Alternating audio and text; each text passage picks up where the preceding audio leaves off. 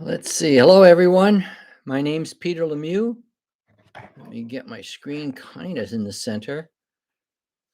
I'm going to be chatting today about state regulations. So we'll see if we can try to make some sense of that, point you in the right direction of things you should be preparing for to understand state regulations. I have a couple of minutes before it's the top of the hour. So, a quick introduction for those of you who don't know me. My name is Peter Lemieux. I've been in the insurance business for 52 years. That's a little while. That doesn't mean anything. You could be bopping around and not knowing anything and be around for 52 years. The last 15 years, I have been on a part time basis and now a little more involved with this, helping people pass state exams. It's in that process that I met my good friend Melissa Dillon. And I was impressed with her from day one, with her energy, her tenacity. I loved her creativity. She used to be a grade school teacher, and she has a way of making complicated things understandable, which is always what I've tried to do in my teaching to varying success. But anyway, that's another story. But it's really our goal with the insurance exam queen. When she went off on her own, I said, Melissa, if I can help you, tell me how. And our goal is to take this rather dry and complex material, break it down so it makes sense, and then point you in the direction of your test. These are the things you're going to see on your test. Do we have the exact questions on your test? Of course not.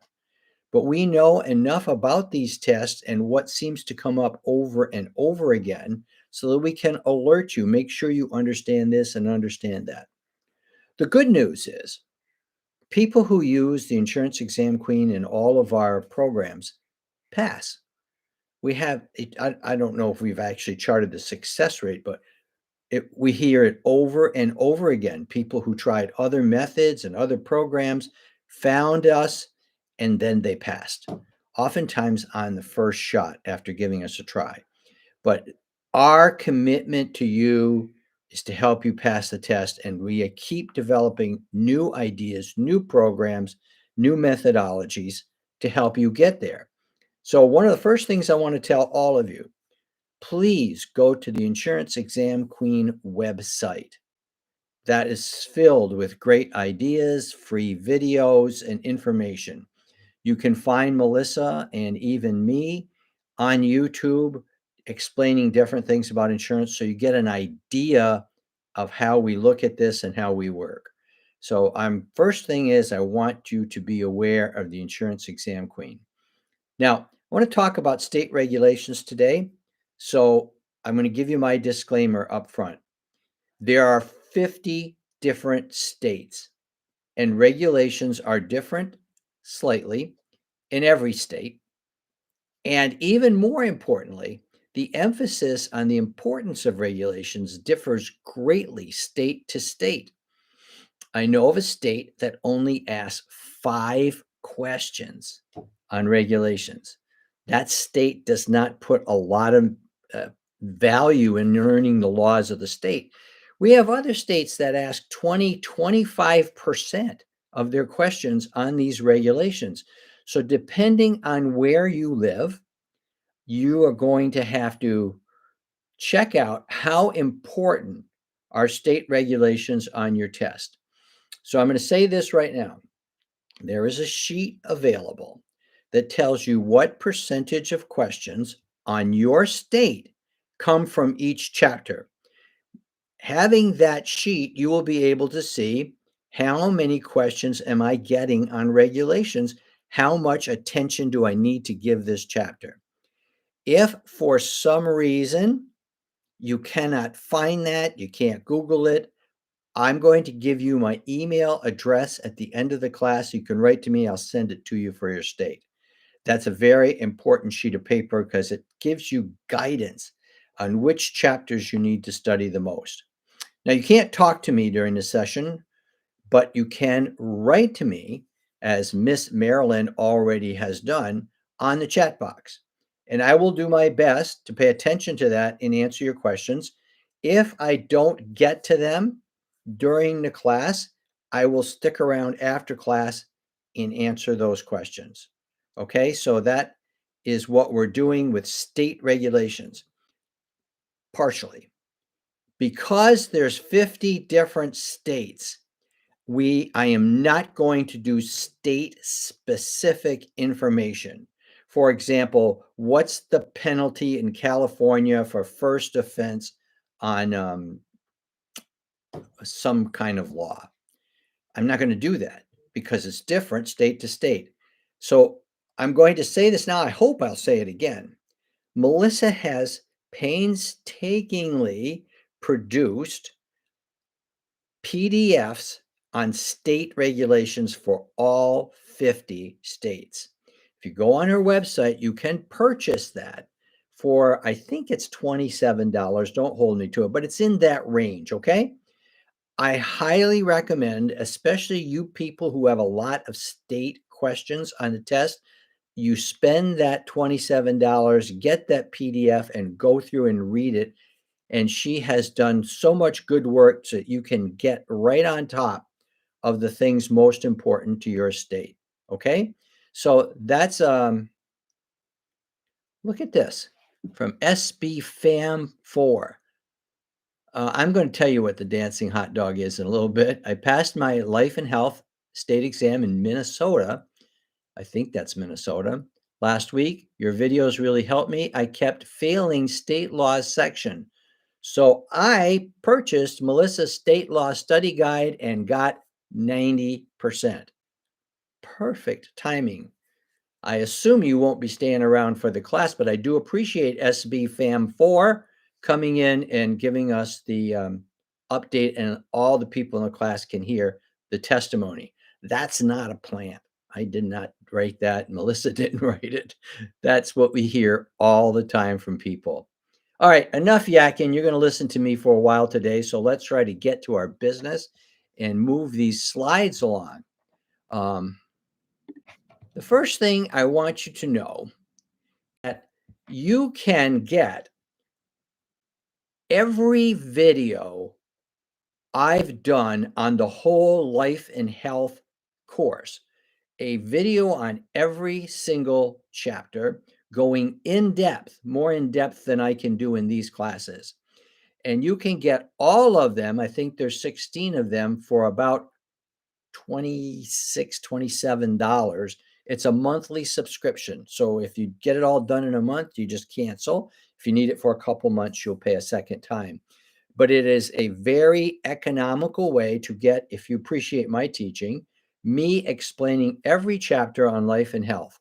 Here's how you get it. And usually I have dancing hot dogs come out to tell you, because it's a commercial. Go to YouTube, Insurance Exam Queen. There is a button that says join. If you click on that button, you'll see 2 subscriptions you can get.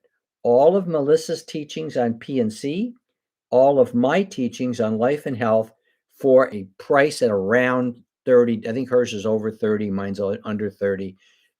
If that helps you, and you're trying to find an inexpensive way to get all the teachings for a while, this is a place to look at. That's my commercial. I only do this commercial 3 times a class. Let us get started. All right. Believe it or not, the head of the Department of Insurance is called either a commissioner, a director, or a superintendent.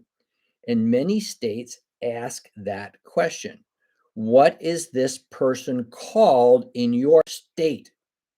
So when you're reading about the state regulations for your state, this will probably be one of the first things they tell you. Don't ignore it. Okay. The head of the Department of Insurance, how do they get that job? Most are appointed by the governor. However, there are some states that actually hold elections for this position. You are likely to get asked, what is the person called? How do they get the job? Appointed or elected? Please note that it's a couple of easy points, okay?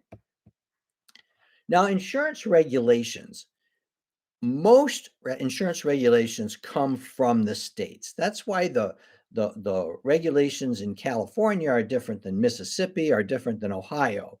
Okay, and you have to know the ones in your state. There are very few federal insurance laws. In fact, the only two that we point out, I'll be dealing with in the slideshow.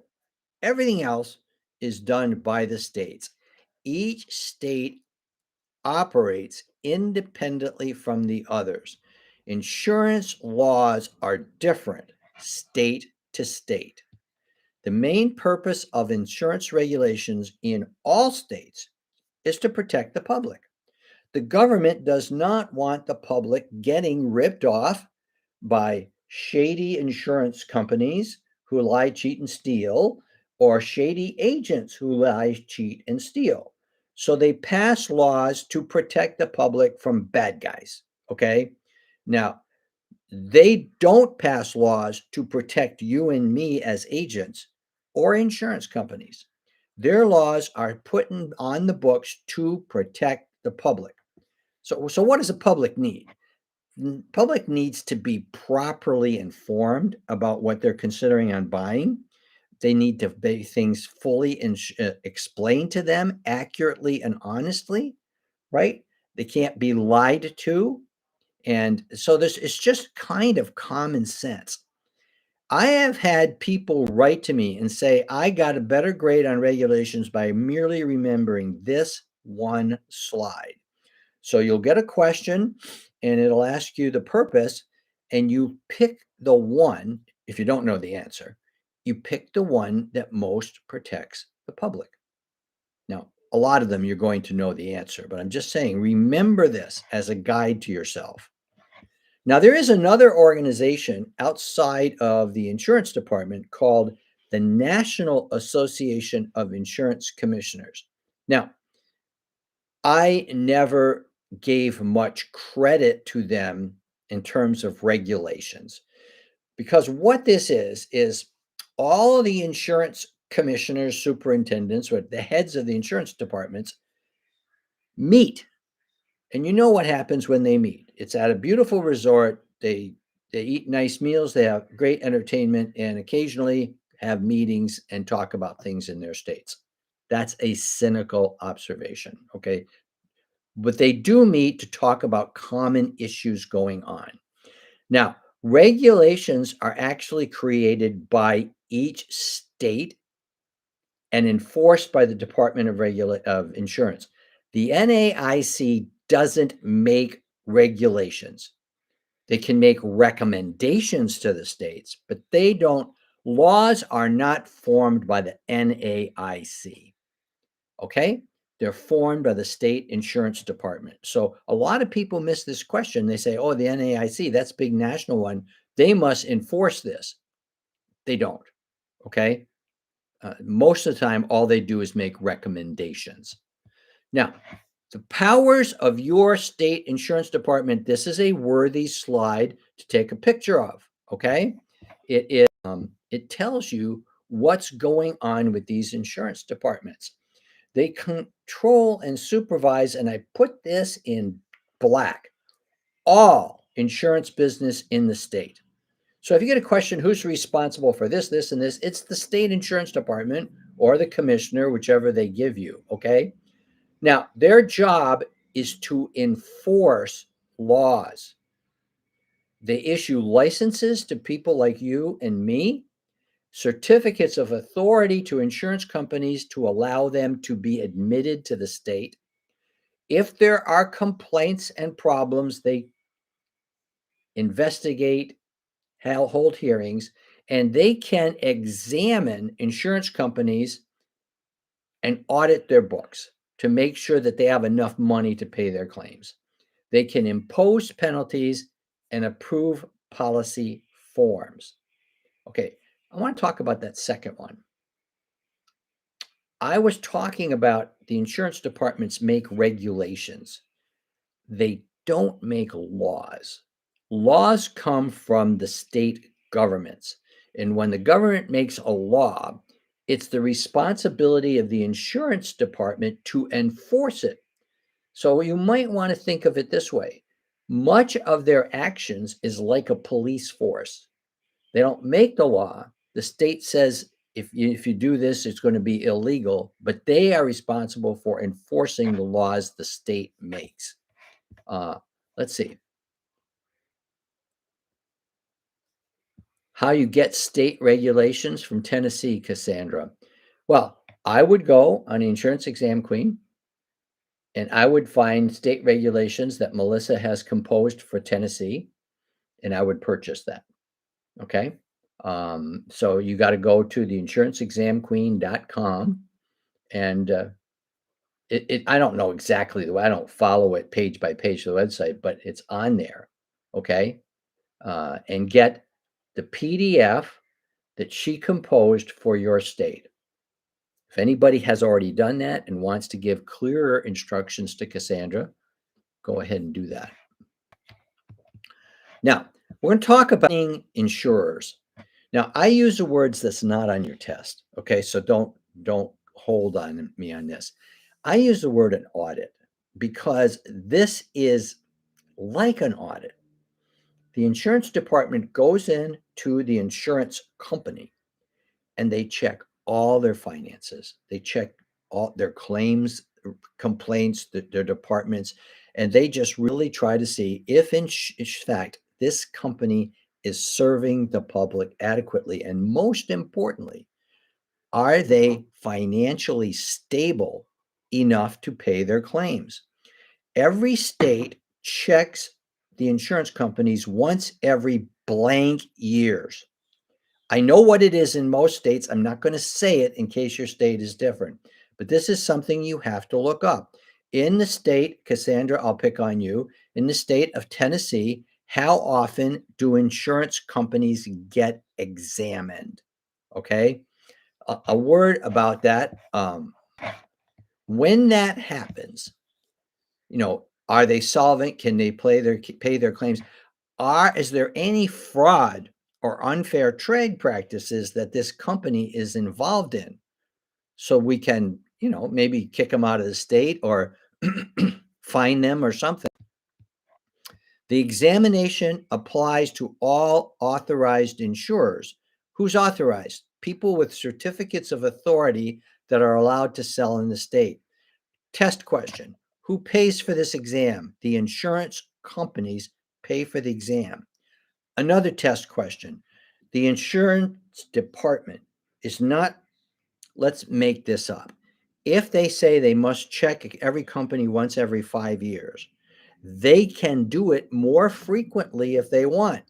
So we've checked a company a year ago, but there's financial things being written that this company has had too many claims, they're getting in trouble. The insurance department can come in and check it as often as they deem necessary. Why? To protect the public from having insurance with a company that can't pay their bills. So there's a requirement once every so many years, but the insurance company can do it more often. And remember, every time this is done, it is the insurance company that pays for it. All possible test questions. In your state, you have to be aware of 4 different licenses that the insurance department can give out. The first one is the one you're trying to get, a producer's license. Please remember, when you get this license, you are going to represent an insurance company. You do not represent the public, okay? You get appointed by an insurance company and you go out and tell the public about that company. Always remember the producer represents an insurance company. Don't get confused on that one. Now, there is a difference. I didn't used to say this, but I found people got confused. There's a difference between a license and an appointment. You get your license from your state. They say Cassandra Coleman has passed the test. We checked out her background. She's not a criminal. We grant her a license for however long the license is good in Tennessee. That's her license with the state of Tennessee. With that license, she's allowed to sell insurance, but to sell it, she must get appointed by specific companies. So she runs out and she gets appointed by Aflac. Okay. Now, the appointment is different than the license. If down the road she and Aflac are not getting along, maybe they think she should be selling more, whatever, and Aflac says, we cancel your appointment. Cassandra still has her license. She can go to other insurance companies and get appointed, right? So don't be confused between a license, which you have with the state, and an appointment, which you have with an insurance company to represent them. Be very, very clear on that one. Now, the license is a business entity license that can be given to a business. That could be a corporation, an association, a partnership. But here's the deal. When a business applies for a license, a corporation can't take the test. They can't be fingerprinted. The state has to say, we're giving you a license. We don't know if you understand what you're doing. So they require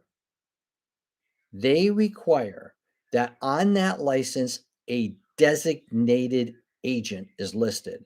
This agent is licensed in the state.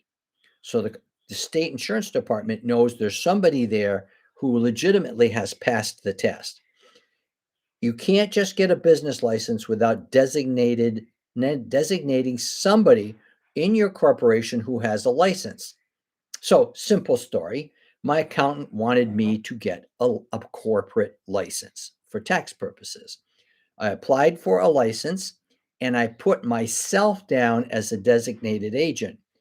I put down my state insurance license number so the state could see that I've passed the test and everything like that. So now I hold two licenses: Peter Lemieux individual, Lemieux Consulting Service as a business.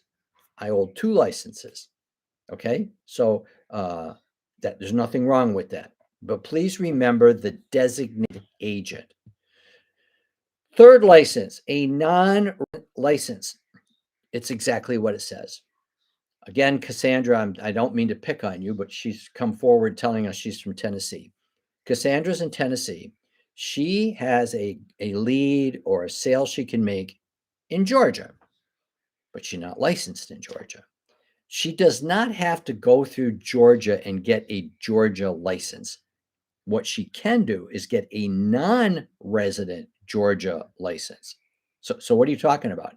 Cassandra goes to the state of Georgia and said, hey, I'm licensed in Tennessee. I want a non-resident license. It's as simple as that.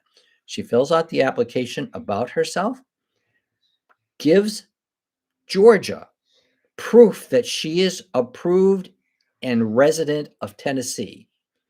And then once she pays her fee, she will have a non-resident Georgia license, which means she doesn't live in Georgia, but she is allowed to sell in Georgia.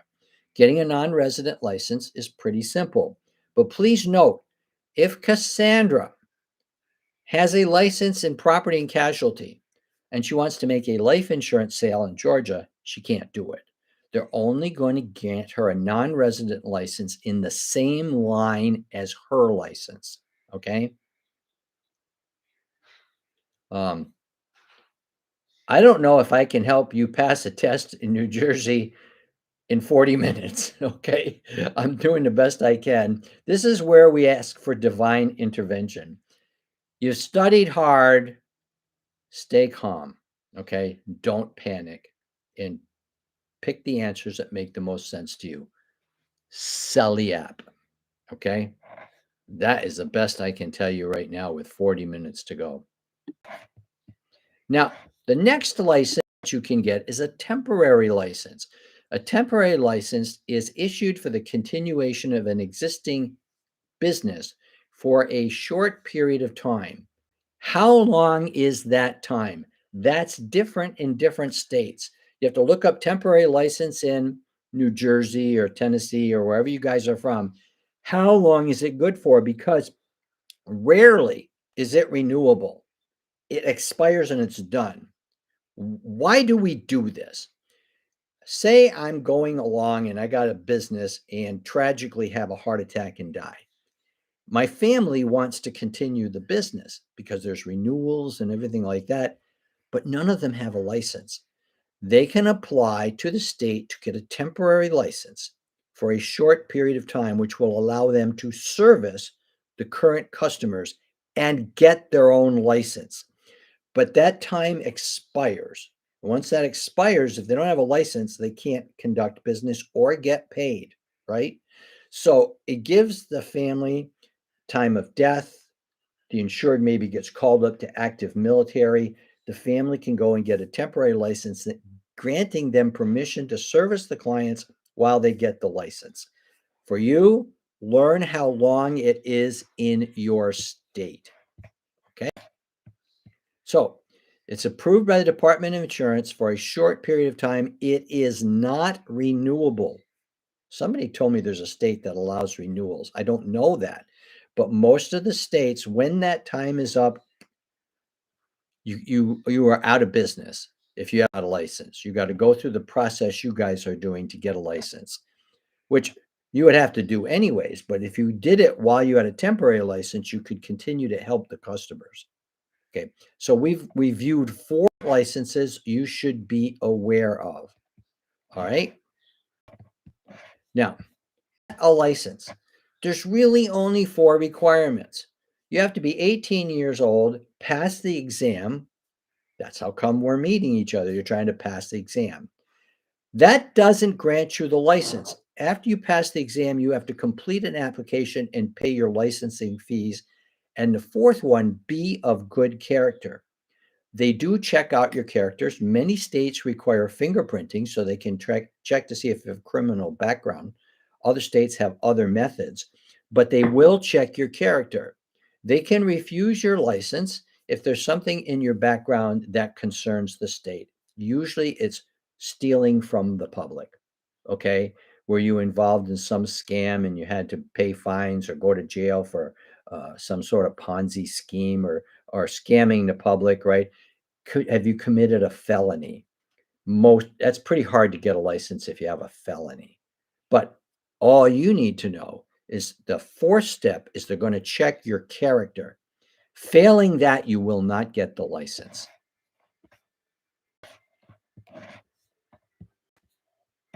Are we okay? Are we having fun? All right. If you have any questions, you guys are doing the chat pretty good, telling me where you're from and everything like that. Okay. Exemptions to a license.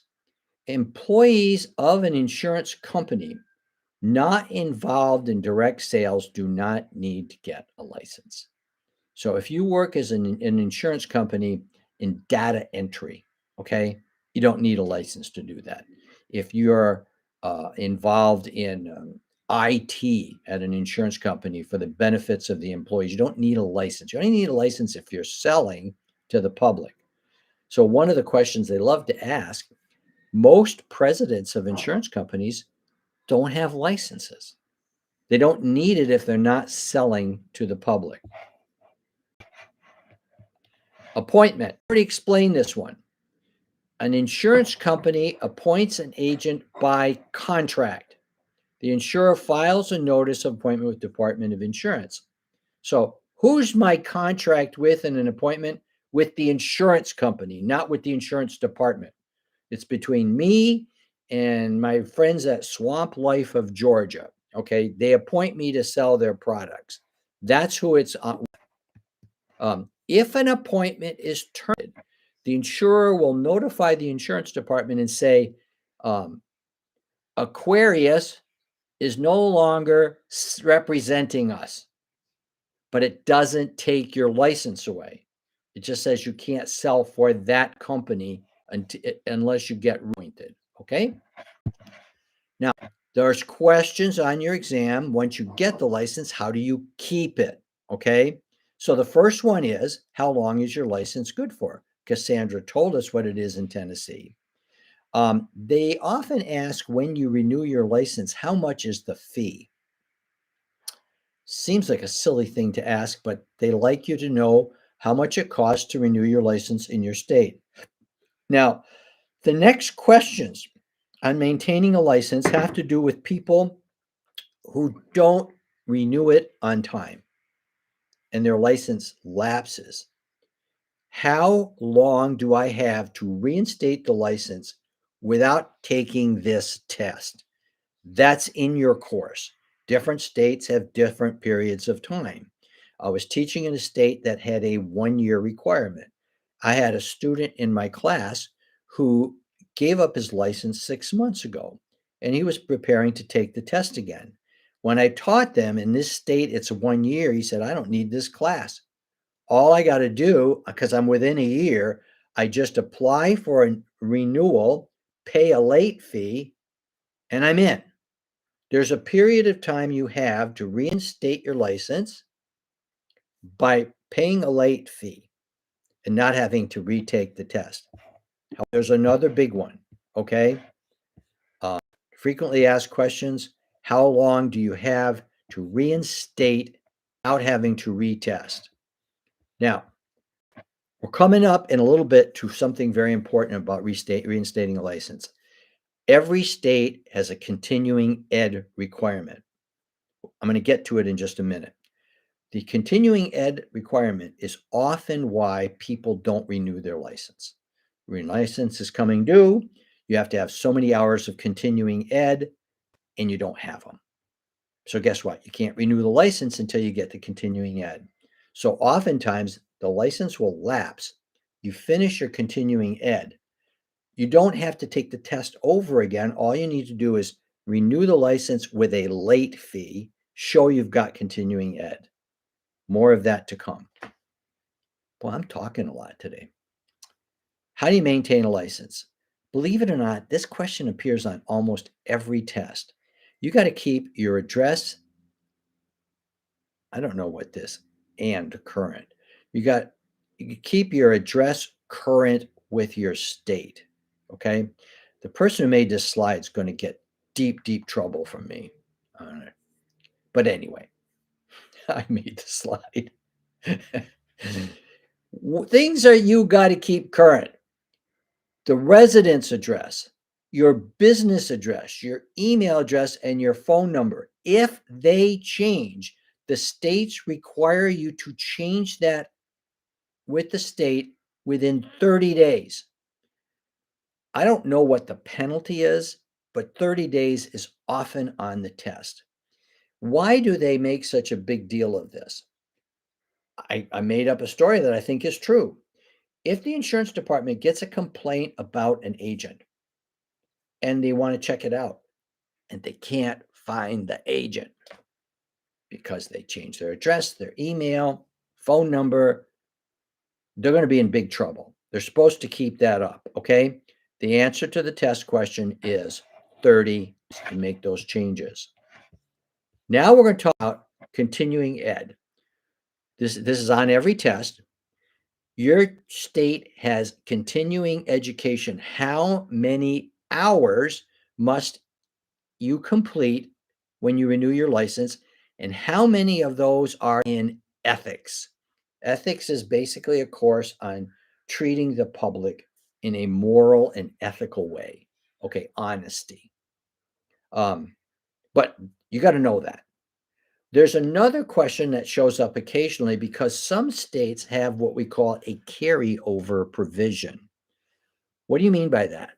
Imagine your state has a 24-hour continuing ed with carryover. You go to renew your license, you've completed 30 hours. They will allow you to take those extra 6 hours and throw them into the next 2 years. So you got a jump start on the next 2 years. If there's a carryover provision, there's often a limit. You can't usually carry all 24 hours over we allow carryover up to so many hours. If your state has a carryover provision, it will probably appear on your test.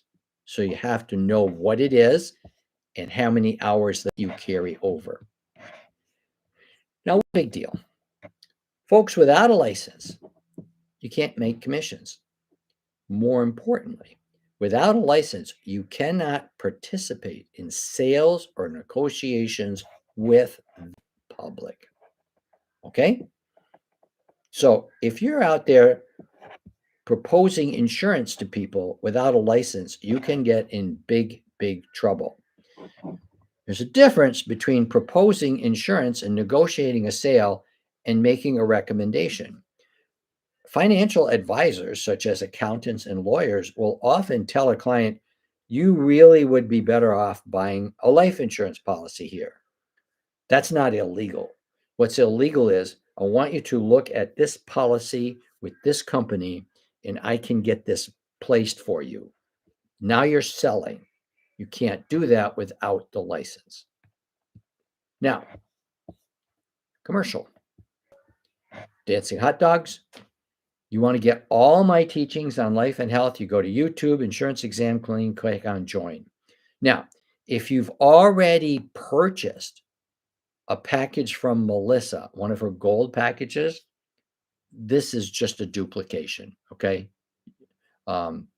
So usually you would purchase this because it's less expensive, or for some bizarre reason, maybe you want to hear me teach some of the chapters to see if it clarifies. Just want to let you know it's there, okay? That's the commercial. Now, we're going to talk about unfair trade practices. Unfair trade practices are the things you and I cannot do. They can be punished by fines and or loss of license. They're absolutely forbidden, okay? And we got to know what they are and what they're called. The first one is misrepresentation. Now, we've been studying this course. We know misrepresentation is when a client fills out the application and puts false information on the application. That is misrepresentation. But misrepresentation on the part of the agent is different. It's, let's call it what it is. It's lying to the public about policies you're selling or the company you represent. Lying to them to make them more comfortable to buy a policy. We can never tell untruths to the public about our business. Lying to the public has a name, misrepresentation, and it's likely to show up in the test. Then there's the one called rebating. Rebating is like paying someone to buy a policy from you, only it's not done that way. It's offering gifts or benefits above and beyond the policy.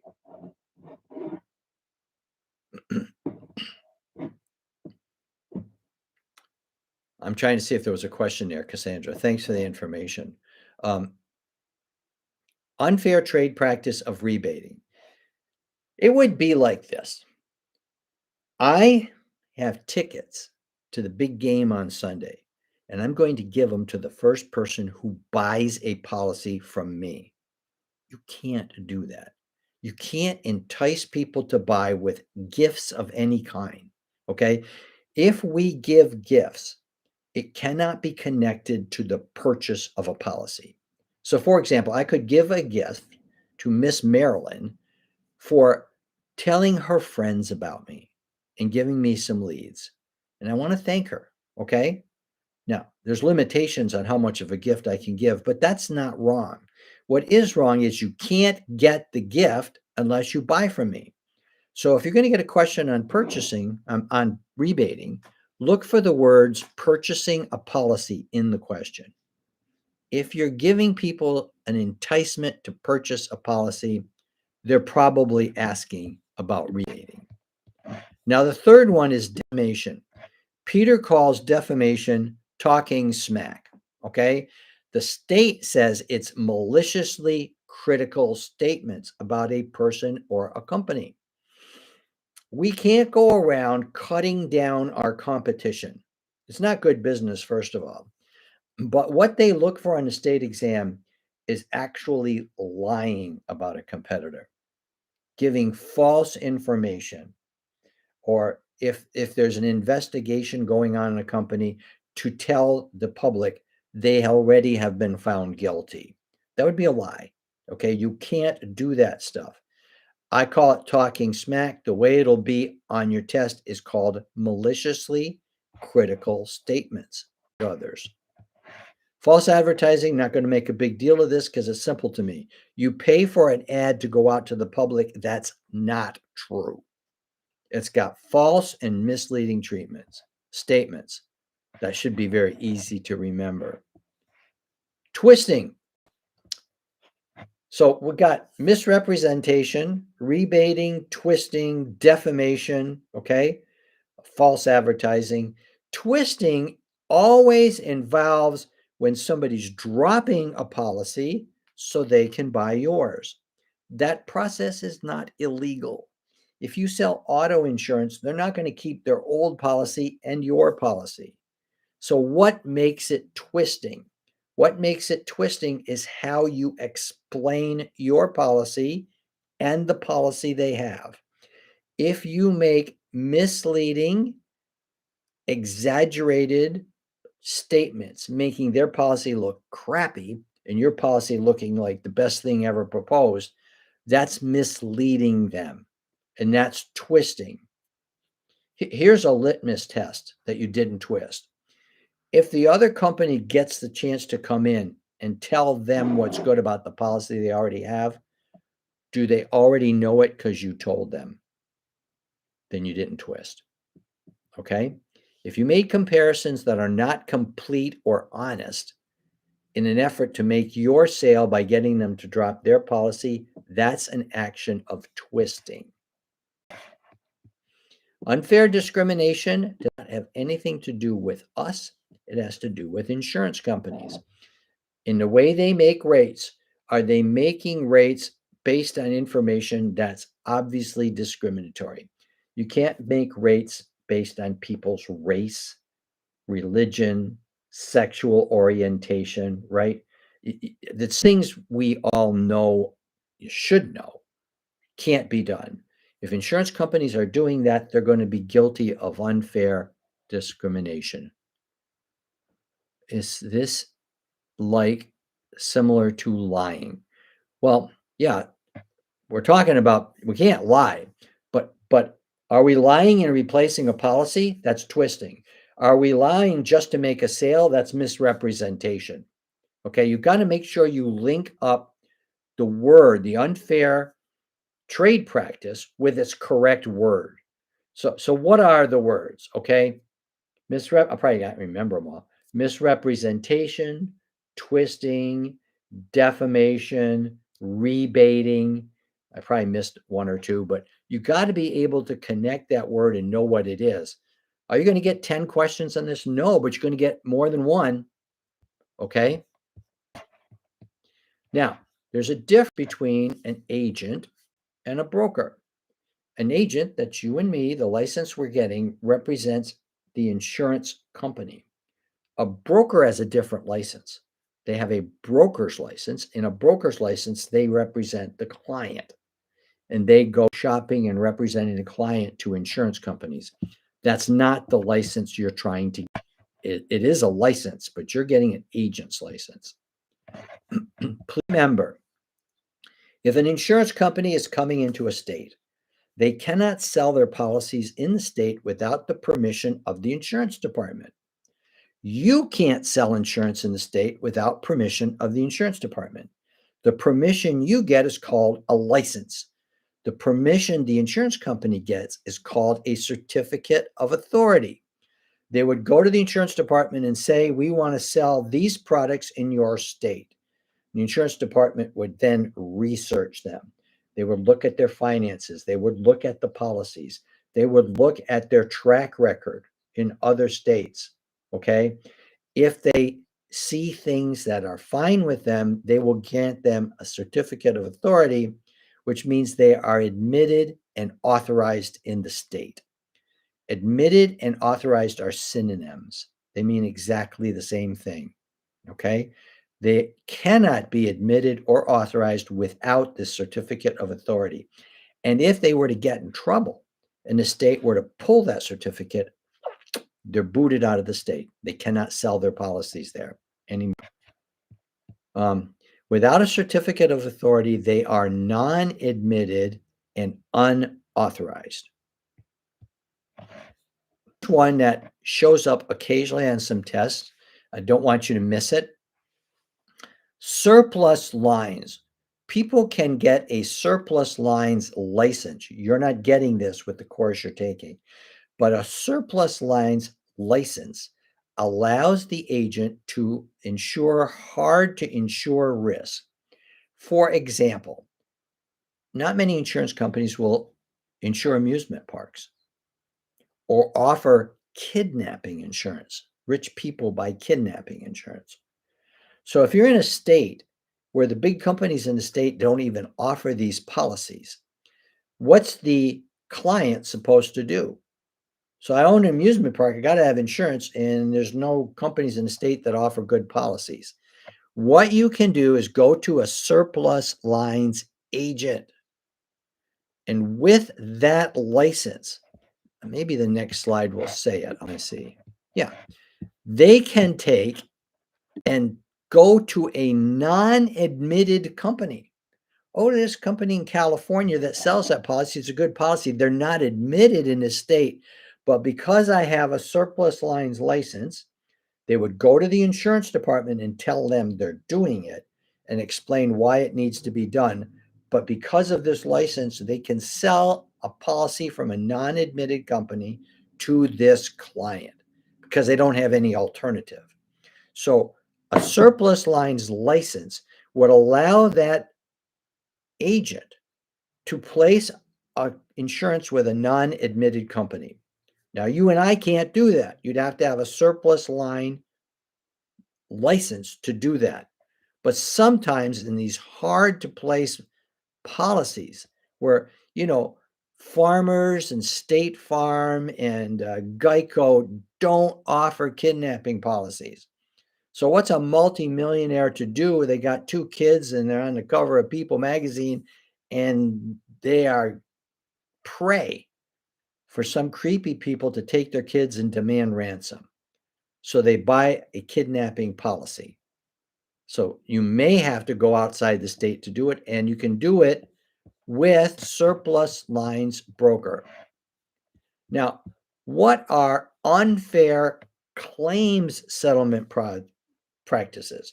We were talking about unfair practices in sales, but what about insurance companies paying claims?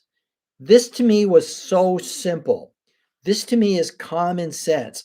If an insurance company is doing this, they're guilty, okay? If they don't respond to claims promptly, if they fail to promptly settle a claim when it's clear that they're liable and they got to pay it and they delay, if they attempt to settle it for less than what's due, and if they fail to communicate the reasons to decline a claim. I think there's more. No. So what you have here,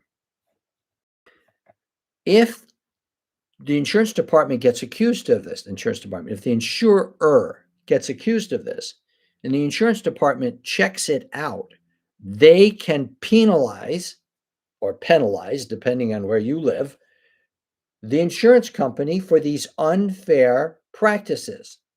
So what are common penalties? Well, to the extreme, you kick them out of the state, okay? But you usually don't start there. Usually, there'll be like a cease and desist order saying, I don't like the way you're doing it, stop it, okay? But if they feel people are wronged, they can fine them, right? They can, the most common one is to fine them. But if they find it systematic and the company is not cleaning their act up, they can just kick the company out of the state by not taking their certificate away. Please know what controlled business is. Controlled business is sales you make to your family. You can get a license, buy insurance from yourself, and get commission. Well, that's pretty cool. And you can do that with your relatives. So you can go around to all the family, and you can't give the relatives your commissions. That's illegal. But you can make money on people who would just as soon buy from you than a stranger, right? Nothing illegal here. But the state says we don't want to give licenses to people to just allow them to buy their insurance at a discount, with the commissions. So controlled business sales to family can only be a percentage of your total sales. I don't know if the next slide's going to say that. Yeah. It must be less than one half of your total business over a 1 year period of time. So you get a license. Your Uncle Louis has a car dealership and he wants to put all his property and casualty insurance with you. And you make some good money from Uncle Louis. That's controlled business. Let me make up a number. You make 20 grand. Okay. At the end of a year, your total sales had better be 40,000 or more because Uncle Louis cannot represent more than 50% of your total business. And the answer is 50%. What is unclear is what happens if you don't do that. You get 20 from Uncle Louis and you only sell 10,000 else. You didn't hit controlled business. What's unclear is exactly how the states handle that. They couldn't take your license away, okay? They don't make you pay commissions back. They don't put you in jail or anything like that. From what I can determine, the most common thing is they just don't let you renew your license. Okay. So when the license comes up for renewal, they'll check again. If you're still under 50%, you can't renew. But that's not on the test very much. What's on the test is 50%. It must be less than 50% of your total business.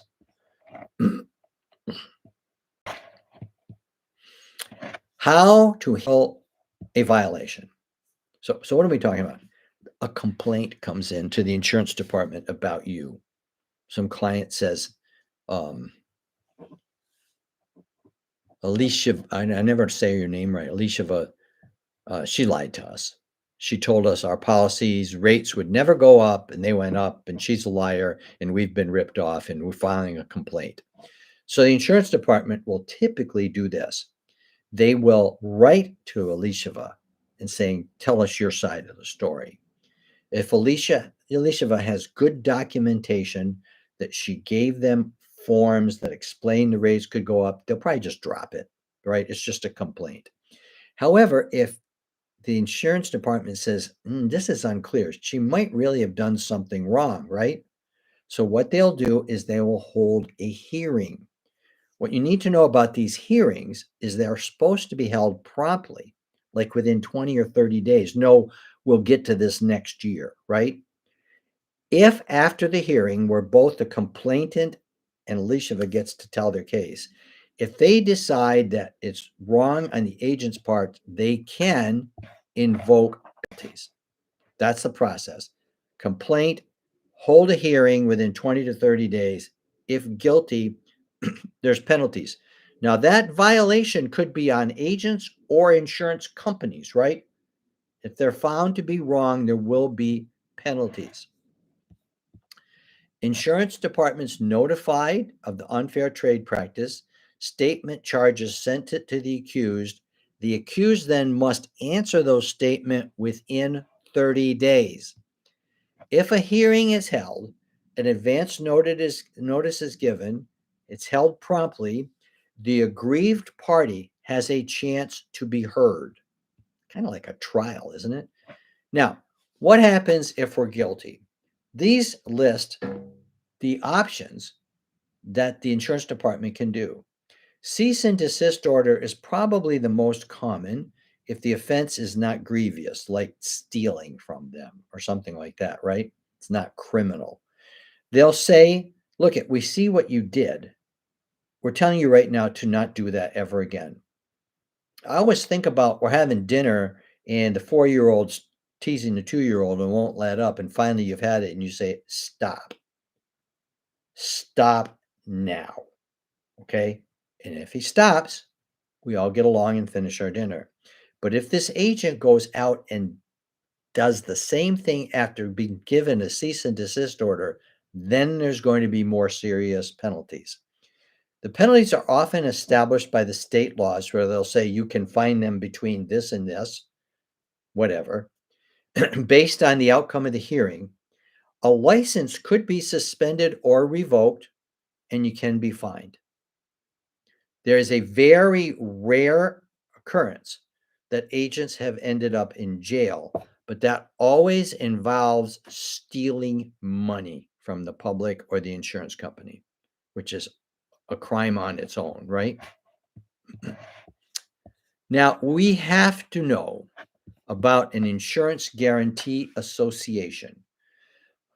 An insurance guarantee association, I think this is great, but the Insurance Guarantee Association is a nonprofit entity set up by insurance companies who said, look it, if an insurance company goes bankrupt and they can't pay their claims, that is a blow to our industry.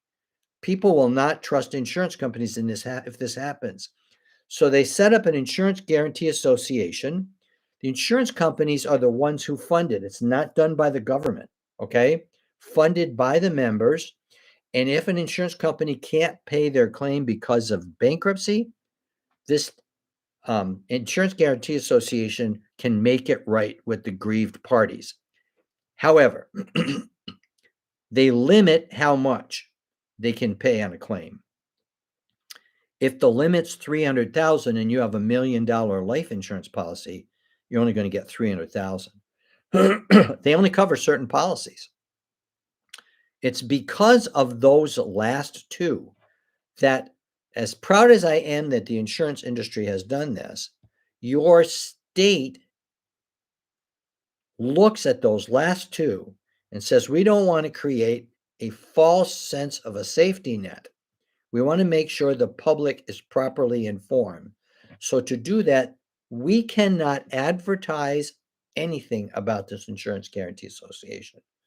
We're not supposed to tell the public it exists, okay? Because we don't want them to think, oh, I'm okay. I got this safety net. It's the states that tell us don't tell them. If people ask, we can explain how it works, okay? But we're not to go out and make it part of our sales pitch. But I'm really proud to work in an industry where insurance companies step up to the plate and say, look, if one of these companies screws up, we're going to make it right with you, okay? But we can't tell the public about it. I'm really coming down to the end, folks, for those of you who are checking your watches. Section 1033 shows up on the test, okay? Anyone who's convicted of a crime involving dishonesty or breach of trust cannot work in the insurance industry again without a Section 1033 waiver, which comes from the government that says this person's worthy of a 1033 waiver, then the insurance company can hire that person. Without a 1033 waiver, insurance companies are not allowed to hire someone who's been convicted of a crime involving dishonesty or breach of trust. I want to talk about federal claims, federal regulations, but I want to look at my questions. Yeah, it does sound like a trial. It is on the exam. Absolutely. You're going to hear about hearings. You're going to hear about penalties.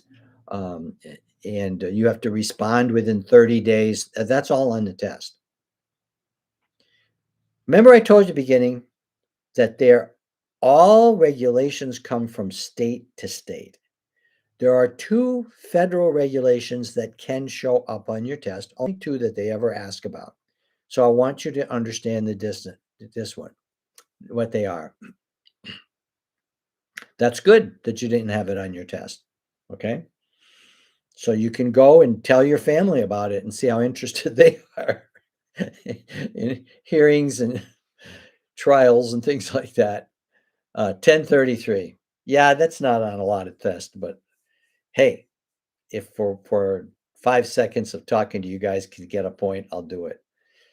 Please learn about the two federal regulations, Fair Credit Reporting, Graham-Leach-Bly Act. First of all, Fair Credit Reporting. This was formed to protect the consumer. It empowered the consumer, saying, if you have incorrect information on your credit report, you have the authority to get removed and corrected. So with this law, the public is empowered to go to that bureau that has false information and tell them this is wrong and here's proof. And they must take it off. Fair Credit Reporting Act protects the public. Graham-Leach-Bliley is addressing financial institutions that they have to inform their customers about information sharing practices. In other words, financial institutions have information about you which is confidential, and they have to protect it. However, law allows them to give that information to certain people, like the FBI and the IRS. And Graham-Leach-Bliley says financial institutions have to make that information clear to the people that their information is confidential and protected with these exceptions. Okay? They cannot be selling your information to organizations who might solicit you or try to sell stuff to you. They cannot do that. That's all under Graham-Leach-Bliley. No fair credit reporting, no Graham-Leach-Bliley. Folks, Uncle Peter helped one. In preparing for your exam on regulations, states love to ask questions with a number as the answer. How long for this? 30 days. How long is your license? How much continuing ed? They have numbers. And I find that in this chapter, the states will ask a certain block of questions where the answer is a number. You can't figure out an answer that's a number. You either know it or you don't. So my recommendation to you is to take the information on regulations from Melissa's PDF, or if you've got a book, whatever, and take 10 minutes and go through the chapter just highlighting numbers. Look those numbers over and say, these are things I think are important. And if you're in doubt, consider it is important. Make each one of them a flashcard. My license, 2 years. Now, if you already know it, don't bother with the flashcard, okay? But we want to put down numbers that we may forget. Put them on flashcards. And what I do with flashcards is I read them out loud every day. It's really a form of memorization. So if in the regulations I get 5 or 6 questions whose answer is a number, I'm going to get them all right because I've put them on flashcards. That can help quite a bit if you have advice. Highlight the numbers when you read the chapter, make flashcards, and then read them out loud every day. That is, my friends, how actors who are in a live play memorize their lines. You say them over and over and over again. Now, last ad. If you want to look at the subscription purchase of all the chapters, you go to Insurance Exam Queen, click on join. I think I got another. Yeah, I'll put this one in here.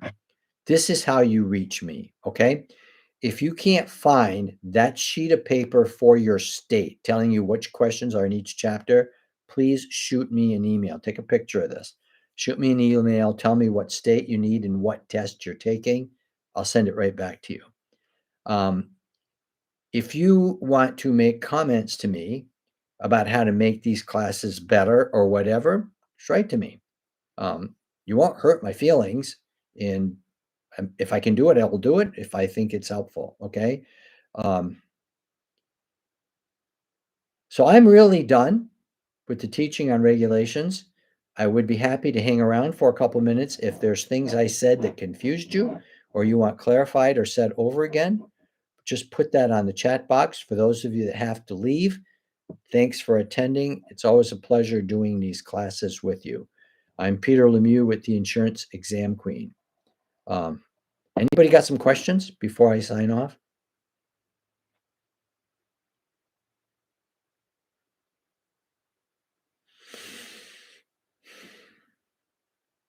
Stay healthy, eat your broccoli, get a lot of rest, and most importantly, study insurance every day. Study something every day to keep your mind on top of this. I appreciate you guys coming and taking notes. Do you have a summary for the New Jersey exam? Yes, but I can't do it from this. Alicia, you've got to write to me so I have your email, okay? Overall summary, no. What I have is how many questions are coming from each chapter, okay? All the stuff that the insurance exam queen teaches you in her videos and in her documents that she's written up is potential test stuff, okay? So if you're hearing it over and over again, you want to pay attention to it. Thank you, folks. It's a pleasure being with you. Have a great day.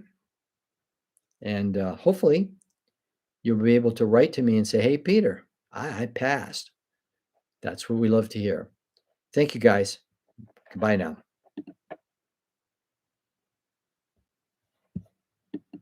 Whoops, there's a question.